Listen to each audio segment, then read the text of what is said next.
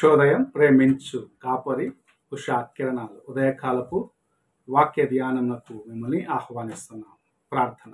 పరిశుద్ధుడు అయిన యేసయ్య, ఈ ప్రాతకాల సమయానికి వందనములు స్తోత్రములు చెల్లించుకుంటున్నాం. మమ్మల్ని ప్రేమించి మరి యొక్క దినమును అనుగ్రహించిన నీ యొక్కనైన కృప కొరకు వందనాలు చెల్లించుకుంటున్నాం. ఈ ఉదయకాలమున నీ వాక్యము చేత మాతో మాట్లాడు. వినగలిగిన చెవిని, గ్రహించుకునే హృదయాన్ని అనుగ్రహించి ఆశీర్వదించి నడిపించమని యేసు పరిశుద్ధ నామమున అడిగి వేడుకుంటున్నాను పరమ తండ్రి, ఆమేన్. ఈ ఉదయకాలపు వాక్య భాగము ప్రకటన గ్రంథము 2వ అధ్యాయము 8వ వచనము నుండి 11వ వచనం వరకు వాక్య భాగమును చదువుకుందాం. స్ముర్నాలో ఉన్న సంగపు దూతకు ఇలాగు రాయము: మొదటి వాడను కడపటి వాడినై ఉండి మృతుడై మరలా బ్రతికిన వాడు చెప్పు సంగతులేమనగా, నీ శ్రమను దరిద్రతను నేనెరుగుదును, అయినను నీవు ధనవంతుడివే.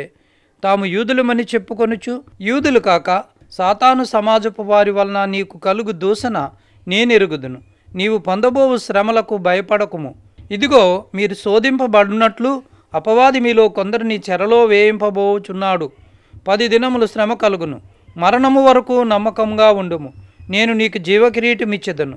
సంగములతో ఆత్మ చెప్పుచున్న మాట చెవి గలవాడు వినుగాక.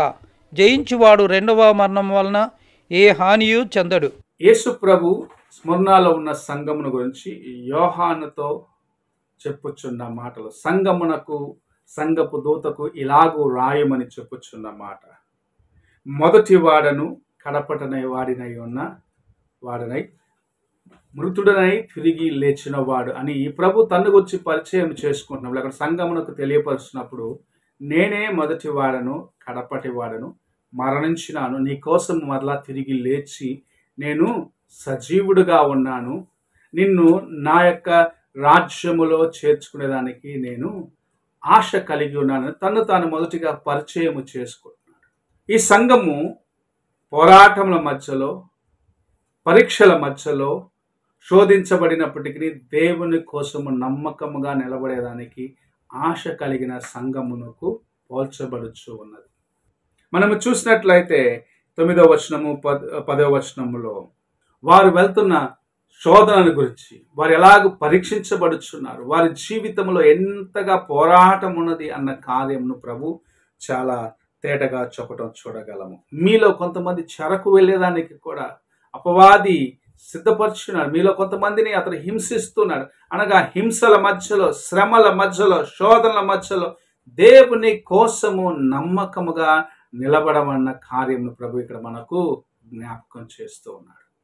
అలాంటి సిద్ధపాటు కలిగి దేవుని కోసం నేను నిలబడతాను, ఎవరు ఏమైనా సరే, నాకు కష్టం ఉండొచ్చు, శోధనల మధ్య ఉండొచ్చు, నా శ్రమలను నేను చూడలేదు, నా యొక్క శోధనలు నేను చూడలేదు, నేను దీనస్థితిలో ఉన్నాను, అయినను నా దేవుని కోసము నేను నమ్మకముగా జీవిస్తాను, నా దేవుని యొక్క నామమును బట్టి నేను నమ్మకముగా జీవిస్తాను, నా దేవుని యొక్క నామమును నేను ఇతరులకు ప్రకటిస్తాను, నా దేవుని కోసం నేను సమస్తమును చేస్తానని వైరాగ్యము కలిగి శోధనల మధ్యలో దేవుని యందు నమ్మకముగాను విశ్వాసముతో ఉండాలని ప్రభు ఆశిస్తూ ఈ ఉదయకాల సమయంలో మనతో మాట్లాడుచున్నాడు. స్మరణ సంఘము శోధించబడినది, పరీక్షల మధ్యలో వెళ్ళినది, చెరలోకి వెళ్ళేదానికి అనేకులను అపవాది ఆ సంఘములో ఎన్నుకున్నప్పటికీ దేవుని కోసము నమ్మకముగా ఉండేదానికి ఆశ కలిగిన వారిగా ప్రభు వారిని గురించి చెప్తున్నారు. వారికి పరిచయం చేసుకుంటున్నారు. నేను